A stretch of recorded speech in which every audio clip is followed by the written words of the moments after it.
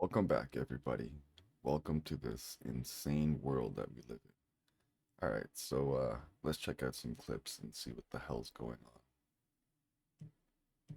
Oh man, go ahead and read this headline. You read it? Good. Yes, the propaganda department of the Israeli government, which the fact that they even have a propaganda department should tell you everything you need to know, is not paying influencers that were promised to be paid for spreading lies on social media to benefit Israel. And now these influencers are suing the Israeli government for not paying them for their services. And some of these funds that they're not getting paid are not just posts on social media, like that $7,000 they give per post. The Israeli government asked influencers to fly out to The Hague to counter pro Palestinian protests because there were not enough protesters for Israel. And then the Israeli government promised them that they would expense their payment. It would be an all expenses paid trip after the influencers paid for it themselves. So these pro Israel protesters actually flew out to The Hague in hopes that the Israeli government would expense their entire trip. And when they came back, they got nothing. So not only were they unsuccessful at counter protesting the protests at The Hague, considering they completely were outnumbered, but they came back and they essentially had to pay all of that out of pocket. And guess who one of these influencers is? This cockroach and former official Israeli government spokesperson, who was fired for being piss poor at his job, Elon Levy.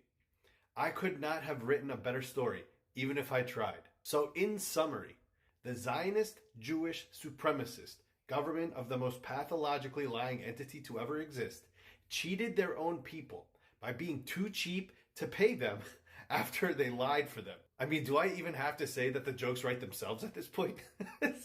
Watching these parasites cannibalize each other, bringing upon their own self-inflicted ridicule and subsequent ostracization into full-on pariahhood leading to their own destruction, is the most beautiful thing I have ever witnessed, second to the birth of my children. Wow, that was pretty cool. So everything is fake, right? I just did a video like a day or two ago about how everything is fake. It's all a show. Everything is theater, right? You can't trust nothing. Ilhan Omar, she's got to be the biggest parasite besides AOC in Washington. She's just, ugh, I can't stand these people. They're the biggest thieves, and now you're gonna find out why I don't like these people. The truth. Really does not help the people of countries like Venezuela, and it certainly does not help, and it's not in the interest of the United States. For Ilhan Omar to make comments about a regime change is wild considering her family's history, and I figured not enough people know about her family's history. So let's recap. Her dad and her grandfather were both high ranking military officials to the Bar regime, which killed over 200,000 people. They're most famous for the Isaac genocide, and they were like, it was the worst of the worst. Aerial bombings, executions, man made famine. People massively suffered under this regime with the help of people like Ilhan Omar's family, who supported the regime and carried out this horror. Also, you want to know how Barr started out? As a socialist and then became a murderous dictator. I digress. They have family ties to this guy known as the Butcher of Hargeisa, and his whole shtick was kill all but the crows. So I don't know about you, but I've never been in public or at a public gathering with a butcher of people. So the suffering of the people of Somalia was so bad that there was a civil war and the regime was overthrown. Her family fled to first Kenya and then Minnesota, claiming they're like these asylum seekers, these poor people. No. They were fleeing to escape being held accountable for what they did. She was not oppressed. Her family, they were the oppressors. So for the Democratic Party to have her as a representative is insane to me. Like, that's who you want your party to represent. I think we've all realized for a long time that the Liberal Party is kind of freaking messed up, and they hold no values of any nation that they represent. And we have to realize they're being paid off, but by who? Or that's who you want to represent your party? Really? And the way that they've like rebranded her as, oh, this poor refugee. No, no, she wasn't a refugee of war.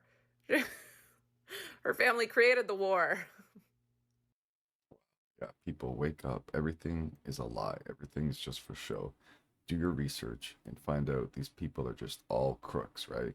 Ever since the Epstein files, a lot more of us have to be more angry. We have to actually flush this whole entire system and replace it. That's what I think. Well, well, well. Listen to what the Premier, the NDP Premier of Manitoba, has to say about addiction in the streets. People might say this might stigmatize drug use and addiction. Well, the stigma's already there. I mean, if you're driving to work and you see somebody Stigmatize? swinging their fists at nobody, like what is happening? You're creating a stigma for our province and for how we feel about our own personal safety. And so this is about bringing that back into balance and saying, you know what, if somebody's out there screaming on a street corner, we're going to go ahead and we're going to just take them off the street until they calm down, so that the person waiting at the bus stop, or, you know, your grandparent who's just trying to walk to the grocery store, or your kid who's walking home from school is not going to have to worry about their personal safety. Slow clap, Wob. I just wish all of these folks who typically vote NDP would acknowledge what we've been saying for years, that government-funded drugs is not the answer, that mandatory treatment is a compassionate solution, that this addiction crisis is a public safety crisis for both the person in the addiction and the people trying to walk downtown. This is not rocket science, and yet I was vilified in my community of Peterborough for saying this out loud. So many people were vilified for saying this out loud, and yet every single person I know, and there's a lot of them who are recovered addicts or currently in active addiction, hate safe supply. They hate government-funded drugs. And yet you have CBC doing stories like, we're going to mail out meth pipes now. Oh, did you know, shocking fact, that these drug dens that the Conservatives got eaten alive for calling them that, they're not safe for kids in the community, that they're a haven for criminal activity and drug dealers. No shit, Sherlock. Okay, let's move on. Great to have Wob on board. Now can we move on with this and actually stop funding drugs and start investing in amazing programs, Guardians of Recovery, Red Path, Right to Heal, Rising Above, Oxford House. There are so many solutions in this country. Let's start funding them. Let's stop this nonsense and move on with public safety and compassion. Makes sense to me, right? Every year the shit gets worse and worse. And just the common sense of like, let's clean up our streets. Like, that's such common sense, but the liberals will fight you on this every step of the way. And what was that reporter saying? Was she with the CBS or something? The stigma of labeling drug addicts? Wow. Just wow. I was fired after 31 years as an emergency room physician with not one single patient complaint against me in those 31 years. I was fired for saying that somebody who had natural immunity didn't need to be vaccinated against a disease to which they were already immune. Fortunately, I still had my medical license, even though I'd lost a significant part, at least 50% of my income, and I couldn't work as an emergency room doctor anymore. I still had my private practice. So when I discovered from the biodistribution studies that Pfizer had hidden, that we knew that these vaccines go around your entire body, they do not just stay in your arm.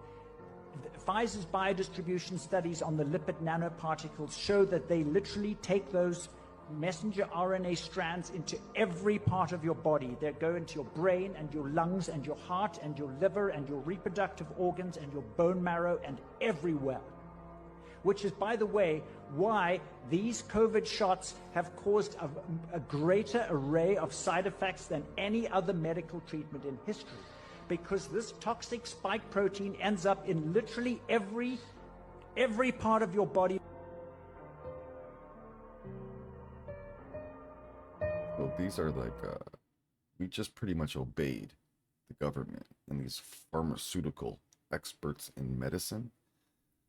Pfizer's been around for 100 years and they haven't cured one disease. Just think about that. They're just about making money. So when you're taking their products, realize they're not trying to cure you. They're just trying to make a buck and make you take that thing over and over and over and over again. And then don't even talk about the side effects. When you can't even talk about these things, when these people that are professionals can't even talk about these things, you need to really, really look at the system. Hungarian police just stopped Ukrainian armored vehicles carrying around 80 million euros in cash and 10 kilograms of gold bars. And now Hungary is being accused of state terrorism, and they're not having it. I'm actually in Hungary right now, and the press is all over this. According to Kiev, those vehicles belong to Ukraine State Bank and were on the way to Kiev, but funny enough, they were on a highway headed in a different direction. 7 Ukrainian employees were detained. Ukraine says Hungary took hostages and stole the money. And they're asking that the European Union condemn it immediately. Pretty dramatic. Well, let's see. These weren't normal cars. They were armored cash-in-transit vehicles moving massive amounts of money across borders inside the European Union. And here's the irony of it all. Under EU rules, ordinary citizens carrying more than 10,000 euros in cash across borders can be stopped, questioned, and inspected. 10,000 euros. That's the rule for you, of course. But in this case, we're not talking about 10,000 euros, are we? But asking questions about that becomes hostage taking. Crazy. So the obvious questions for me are, where was the money going? Who owned it? And why was it being transported like that? Because if everything is legitimate, then transparency shouldn't be a problem. And by the way, whatever happened to electronic transfers anyway? It's obvious to me that this was more like a laundering mission. Another point to make is that some are connecting this to the Druzhba pipeline strike, where Ukraine cut off oil supplies heading to Hungary. So is it retaliation, law enforcement, political theater, or indeed a payoff or laundering? I say it's clear what it is. We don't really know yet, but common sense says moving gold and cash is not the classic payment procedure for purchasing anything. But what we do know is this. When you carry more than 10,000 euros, you get inspected. When armored trucks carrying tens of millions get stopped, Brussels calls it a crisis. And it looks like von der Leyen and her Brussels cronies are at it again, demanding condemnation before anyone even asks the obvious questions. All this while the EU pushes everyone towards digital currency, where cash disappears altogether. Make it make sense. So remember, 10,000 euros, that's the rule for you. But tens of millions moving across borders in armored trucks, well, that's totally okay. Funny how the rules work in Europe these days, isn't it? Stay tuned.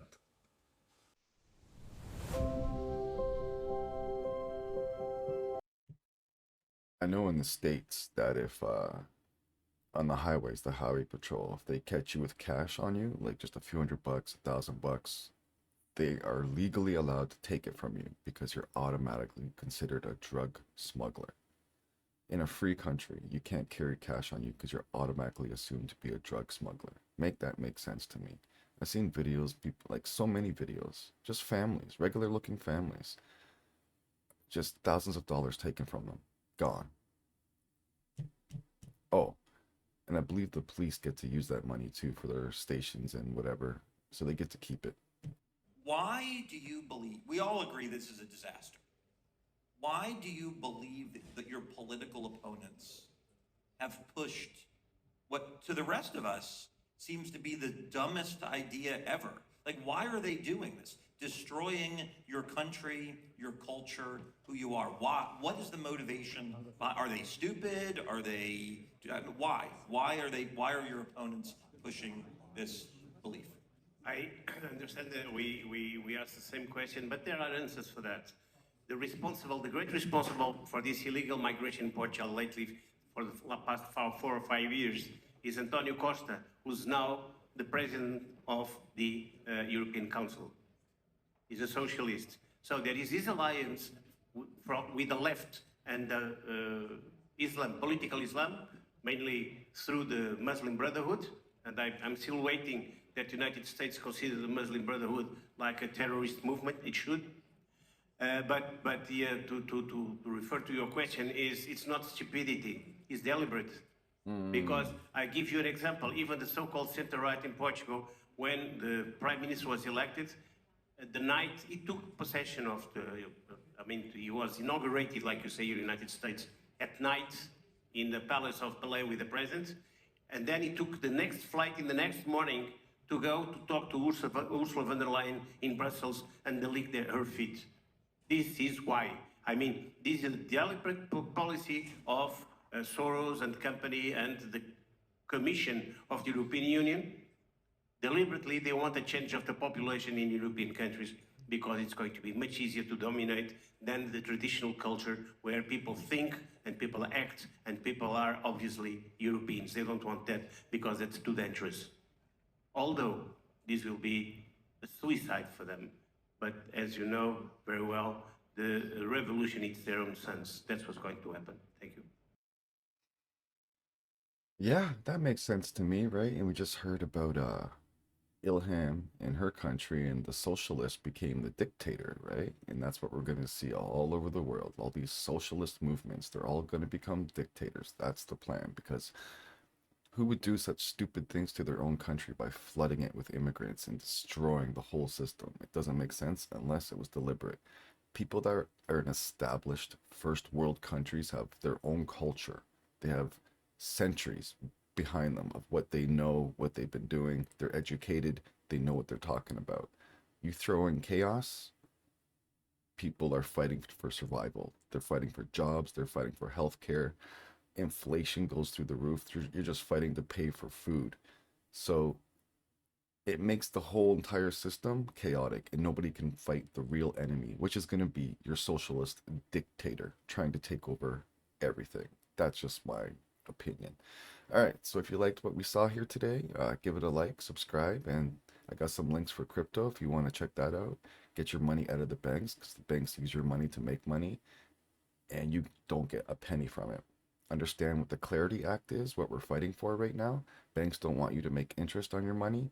Holding crypto, stable coins, the dollar, it's like the dollar on the blockchain. That's what a stable coin is. You earn interest on that. You earn way more interest on that than you do holding it in the bank.